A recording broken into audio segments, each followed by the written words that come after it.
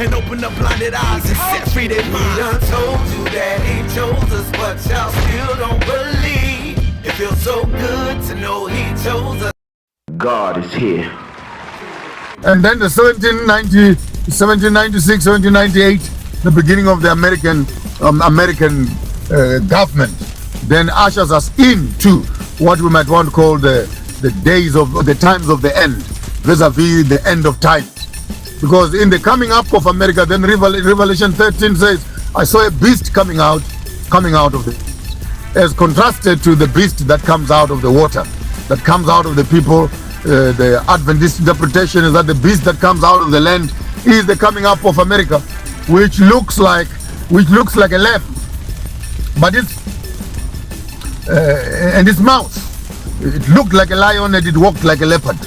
So you may want to go back again to chapter 7 of the book of Daniel and find out the 4 beasts of the book of Daniel chapter 7, which is and then when you find in chapter 13 is that summary of the beasts of chapter 7 of the book of Revelation.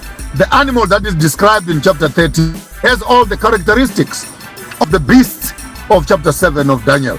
In other words, in terms of its governance, its head, it will be like Babylon. In terms of its speech and etc., it will be speaking like a dragon. But when you look at the way in which it is behaving like in the Medes and the Persians. But when you look very carefully, it is hungry for food and eating flesh like the bear.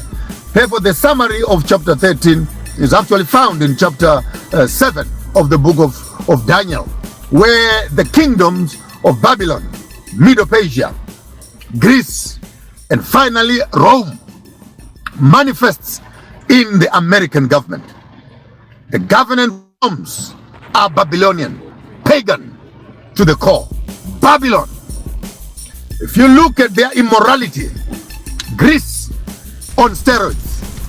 If you look at their laws, once they make their laws, they don't change. Medo-Persians. But if you look at their behavior, they are the beast, Rome itself, crushing everything that they come in contact with. You will be able to see, and the events of the last few days have revealed to us the true nature of America. We thought it was Vietnam. We thought it was Cuba. We thought it was Japan, Nagasaki, and Hiroshima. We thought it was Afghanistan. We thought it would be Syria and Iran. Oh, just when we are about to forget. Then Libya. Few days later, then Venezuela. Now we can hear America talking about Europe, about Greenland, about Nigeria, and how America has actually set up military bases around the whole world. For what?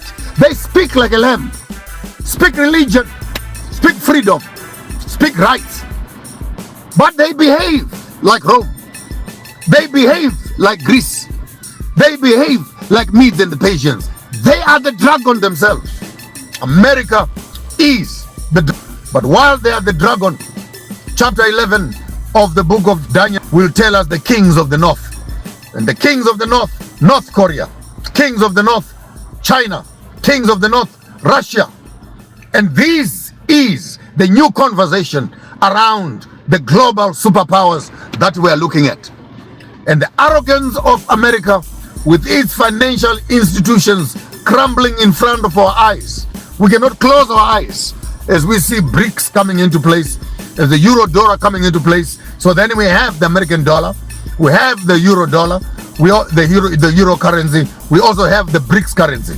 The trinity of these three currencies will push people towards the one world government trading system. And whatever that system is going to be in the backdrop of cryptocurrency, we're beginning to see a very interesting development in political circles, but the biblical narrative will always be exciting, for it always shows you the other unexpected window, that in the midst of these three economic bullies walking into the world, we still have a woman sitting on the scarlet beast. That is on chapter 17. That is the role of the Catholic Church, the role of religion in world politics. Religion and politics. Religion and politics is the correct definition of what the new world order looks like. The church will be praying for us while politics is robbing us. And these days, as you look around, you open up your CNN, you open up your BBCs, you open up your Al Jazeeras, you open up your cable networks, and you look into the politics of the world.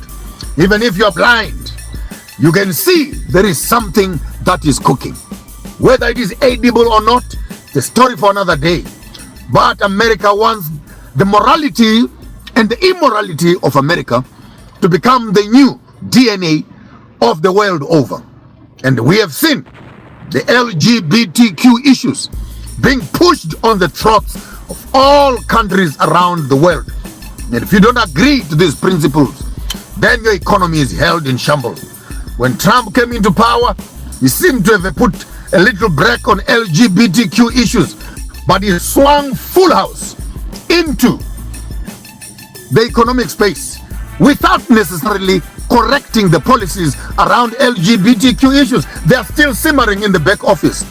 But while people are focusing on the economic issues, Rome is preparing herself to come up as the champion of the unification of world religions. Two mischievous religions plus one. Judaism with its Yahweh concept. Christianity with its Jesus concept. Islam with its Muhammad concept. These three, all of them Abrahamic religions, are fighting over conquering the world and subduing the world under one of those religions. Christianity says everybody must be a Christian. Islam says everyone must be a Muslim and Sharia law will run. Israel is saying we are the chosen, all of you must submit to Judaism, and Israel becomes the chosen nation. Sit around and watch this space.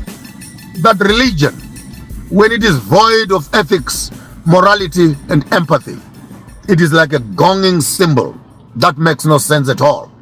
We are looking at a world which is being pushed towards capitalism and Christianity. Within this capitalism is a concept. It has no blood, no soul, no breath, no life.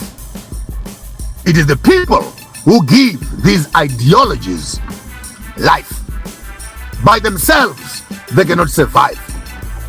And to imagine the world killing each other over Islam, Christianity, Judaism, socialism, capitalism.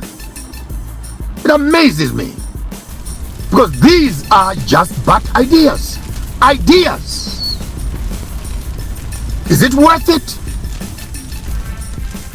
that we are told to move away from socialism, capitalism? We are still in white hands. Where is Ubuntu? The preservation of the human soul. While we are moving to the global village, the African child must ask themselves the question, what are we going to be in that global village? The Chinese are coming, fully Chinese.